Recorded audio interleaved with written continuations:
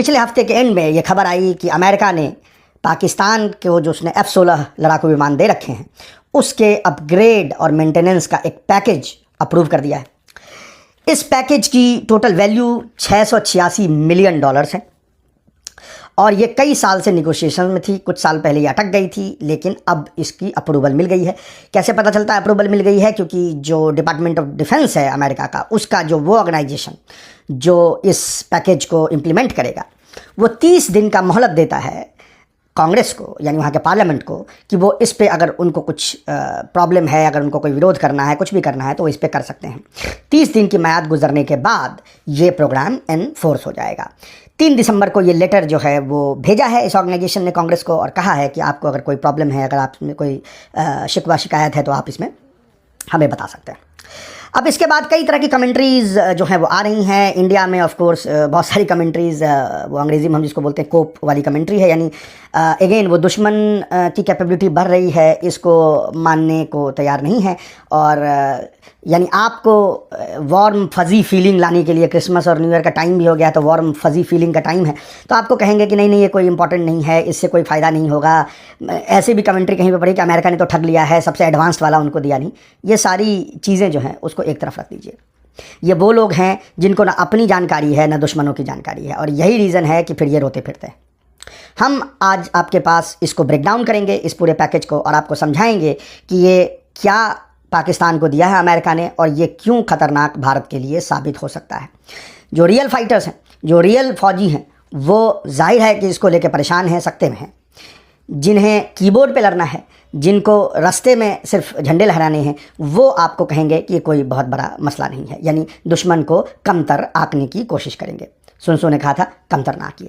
चलिए तो इसको ब्रेक डाउन करते हैं, ये क्या है पैकेज। तो अव्वल तो ये है कि पहले थोड़ी हिस्ट्री जान लें कि पाकिस्तान के जो F-16 लड़ाकू विमान उड़ाता है उसकी हिस्ट्री क्या है। तो उसकी हिस्ट्री वियतनाम वॉर के वक्त तक जाती है। वियतनाम वॉर के दौरान अमेरिकन जो फाइटर जेट्स थे वो हेवियर थे और वो जिसको हम कहते हैं लंबरिंग थे। इस चक्कर में उस समय की सबसे जदीद तरीन जो सोवियत प्लेन्स थी, यानी मिग, जो अब पुरानी हो गई है, जाहिर है उसको फेज आउट किया जा रहा है, उस ज़माने की मिग प्लेन्स जो हैं वो बहुत ही ईजिली अमेरिकन प्लेन्स को डिफीट कर देती थी, उसको मार गिराती थी। तो इससे एक अमेरिकन सिक्योरिटी हलकों में एक खलबली सी मची और उनको लगा कि अगर ये तो चलो एक थर्ड थिएटर में हमारी लड़ाई हो रही है, आमने सामने सोवियत यूनियन से हमारी लड़ाई नहीं हो रही है, अगर सोवियत यूनियन से आमने सामने लड़ाई होगी तो फिर क्या बनेगा इसका। तो वहाँ पे इस प्लेन की परिकल्पना की गई और F-16 जो है वो लेट 70s में और ये रादर कह सकते हैं मिड 70s में अपने क़याम में आया। पहला पैकेज 1982 में पाकिस्तान को दिया गया। ये जो पुराने मॉडल्स थे जिनको मतलब अब पुराने हो गए, उस ज़माने में तो वो भी मॉडर्न मॉडल्स थे, उनको ब्लॉक 15 मॉडल कहा जाता है। याद रहे कि अफ़गानिस्तान में जब सोवियत यूनियन का दखल हुआ और वहाँ जो लड़ाई हुई उसमें जो वेस्ट की मदद पाकिस्तान ने की थी, उसके एवज ये जो है उनको प्लेन्स जो है प्रोवाइड की गई थी। ये 1982 में उस ज़माने के हिसाब से जदीद तरीन, जैसा मैंने कहा, प्लेन्स थी। इसमें AIM-8P और AIM-9L air to air missiles लगे हुए थे जो कि बहुत ही घातक थे।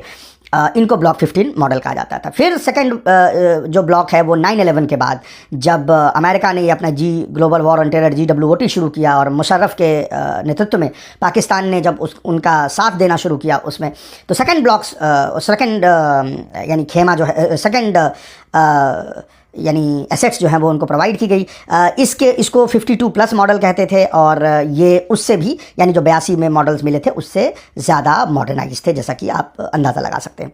लेकिन अब हो यूँ गया कि अगर आप 1982 को देखें तो जाहिर है कि बहुत साल पहले की बात हो गई, मेरे जन्म के साल से पहले की बात है। तो 1982 में जो ब्लॉक 15 मॉडल मिले थे उनका एक मिड लाइफ अपग्रेड किया जा चुका है। मिड लाइफ अपग्रेड कहते हैं जब कोई भी मशीन अपने, यानी अगर जब आप खरीदते हैं तो उसकी एक लाइफ होती है, फ़र्ज़ करें कि उसको कहा गया कि ये 40 साल चलेगी, तो 20 साल जब उसका होता है तो उसको मिड लाइफ अपग्रेड किया जाता है, यानी उसमें तमाम चीज़ें बदली जाती है, उसका एक बड़ा मेंटेनेंस होता है, ओवरहॉल होता है, ताकि वो आगे चल सके। क्योंकि अगर यहाँ पे मुस्तैदी से काम नहीं होता है, यहाँ पर अगर मेंटेनेंस सही से नहीं होता तो फिर ये प्लेन्स जो हैं वो एक्सीडेंट होना शुरू होती है, जैसा हम बार बार देखते हैं। हर कंट्री के केस में आपको ये चीज़ नज़र आएगी कि मिड लाइफ मेंटेनेंस अगर सही से नहीं होता है तो फिर प्लेन्स की लाइफ जो है वो अफेक्ट होती हैं। तो लेकिन अब जो पुराने वाले मॉडल्स हैं उसमें भी अभी एनहांस्ड एवियोनिक्स यानी एवियोनिक्स जो है जिसके वो मशीन जिससे प्लेन चलती है, एक चीज़ को याद रखें, जो एडवांस फाइटर प्लेन्स होती हैं वो फ्लाई बाय वायर टेक्नोलॉजी से मोस्टली चलती हैं। वो आदमी अपने नज़रों से उसको लैंड नहीं कर सकता या उसको टेक ऑफ नहीं करवा सकता। तो एवियोनिक्स वगैरह जो हैं जितनी मॉडर्न होती जाती हैं उतनी आप मशीन पे डिपेंडेंट होते जाते हैं, उतना ह्यूमन एरर होने का चांसेस कम होता जाता है। तो ये जो जिनकी मिड लाइफ अपग्रेड हो चुकी है 1982 वाले मॉडल्स की, उनमें एडवांस एवियोनिक्स लगेंगे। उनका जो वेपन रेंज है उसको एक्सपेंड किया जाएगा, यानी उसमें नए मिसाइल्स जो हैं वो कैसे उसको इंटीग्रेट किया जा सकता है वो देखा जाएगा। विजिबिलिटी इंप्रूव की जाएगी।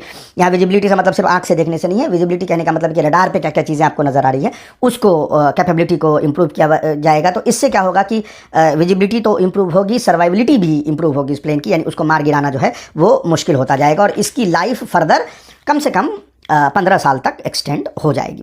जो दूसरा ब्लॉक है, जो दूसरा हिस्सा है, यानी जिसको ब्लॉक 52 प्लस मॉडल कहते हैं, जो 9/11 के बाद पाकिस्तान को मिला था, उसमें भी ये चीज़ें होंगी, उसको भी अपग्रेड किया जाएगा और वो आपको उसकी लाइफ को फर्दर 20 साल तक बढ़ाएगा। यानी अभी ये यानी सिक्योरिटी हल्कों से ये खबर है कि 2040 तक ये अब प्लेन्स जो हैं वो फिटफाट हो जाएंगे, मतलब यानी इनको यूज जो है अगले कई सालों तक 2040 तक इनको किया जा सकता है। अभी 2025 चल रहा है तो इन्हें 15 साल कम अज़ कम और 20 साल भी ये हो सकता है, यानी जो बाद वाले मॉडल हैं उसको और फर्दर 5 ईयर्स इसके आगे बनाया जा सकता है।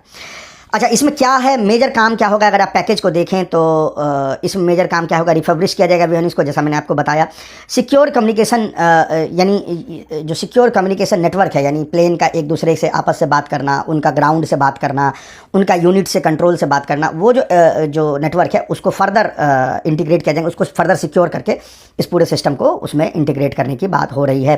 Enhanced situational awareness. अच्छा, इसमें एक चीज़ है जो आप बार बार सुनेंगे, इनफैक्ट हमने आपके स्क्रीन पे एक लगा भी दिया, लिंक 16 सिस्टम इसको कहते हैं। लिंक 16 सिस्टम क्या है? ये इससे पहले जो नेटो का सबसे एडवांस सिस्टम था उसको लिंक 11 सिस्टम कहते थे।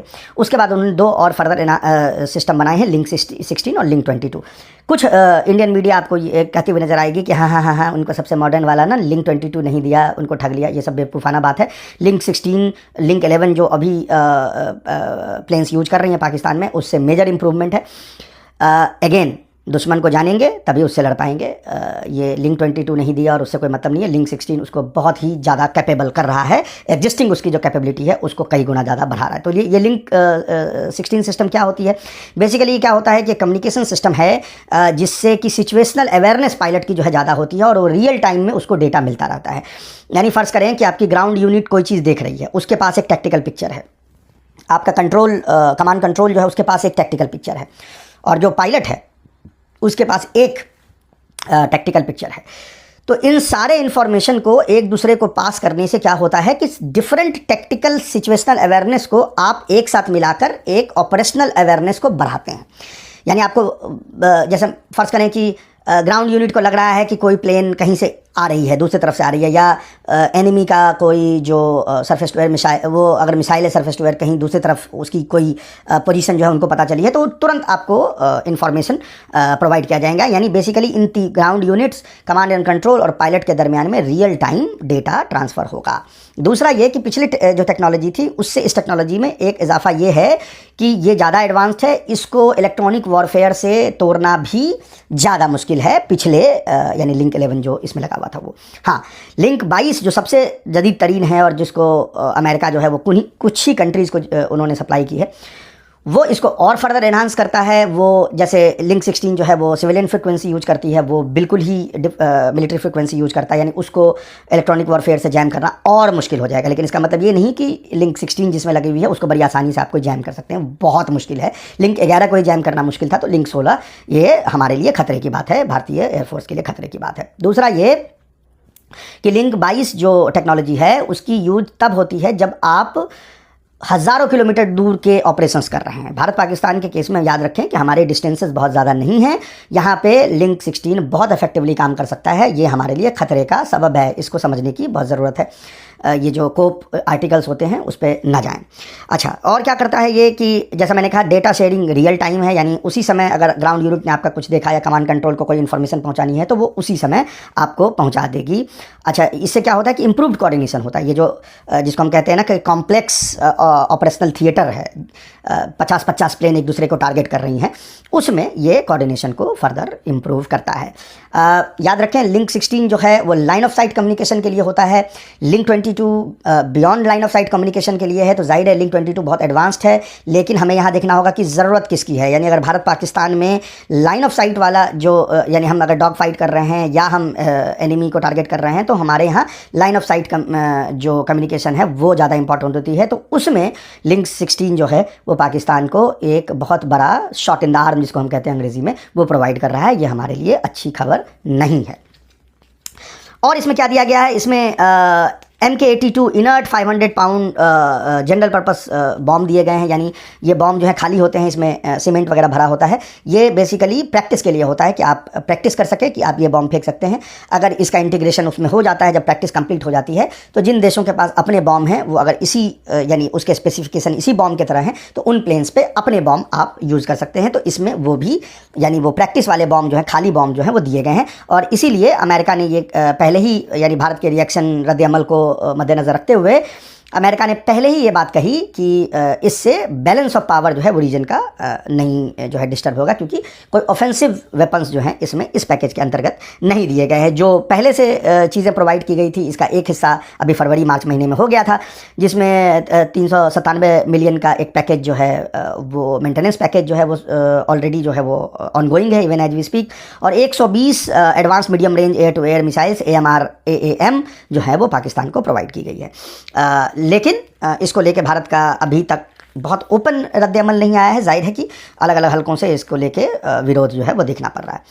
अब इम्पॉर्टेंट चीज़ ये है कि ये अभी क्यों हुआ है। ये भी इसलिए हुआ है कि 2021 में जब इसकी बात बन रही थी तो डेमोक्रेट्स ने इसको रोक दिया था। कई चीज़ें उसमें थी। एक तो भारत का जो लॉबीज़ है वो भी उनकी जो अख्तियार है वो डेमोक्रेट्स के अंदर में ज़्यादा है। यानी डेमोक्रेटिक पार्टी जब सत्ता में होती है तो इंडियन लॉबी के का असर जो है वो आपको ज़्यादा देखने को मिलेगा, उसका इन्फ्लुएंस आपको ज़्यादा देखने को मिलेगा। लेकिन रिपब्लिकन पार्टी जब भी सत्ता में आती है तो इंडियन लॉबीज़ का वो रसूख, वो पकड़ नहीं रह जाता जो डेमोक्रेट पार्टी के एडमिनिस्ट्रेशन में होता है।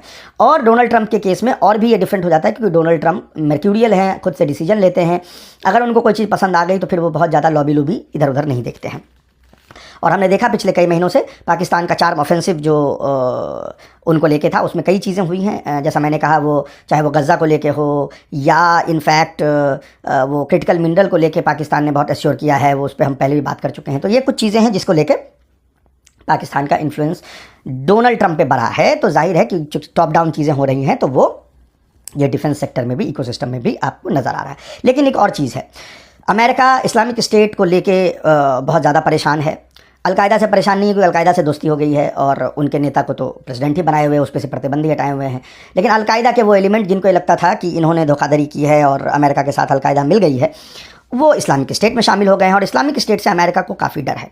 खासकर अफ़गानिस्तान में जो इस्लामिक स्टेट जिस तरीके से फैल रहा है, जिस तरीके से वो तालिबान को टारगेट कर रहा है और उनके जो डिस्ग्रंटल्ड एलिमेंट्स हैं उनको अपने तरफ खींच रहा है, उससे अमेरिका सकते में है।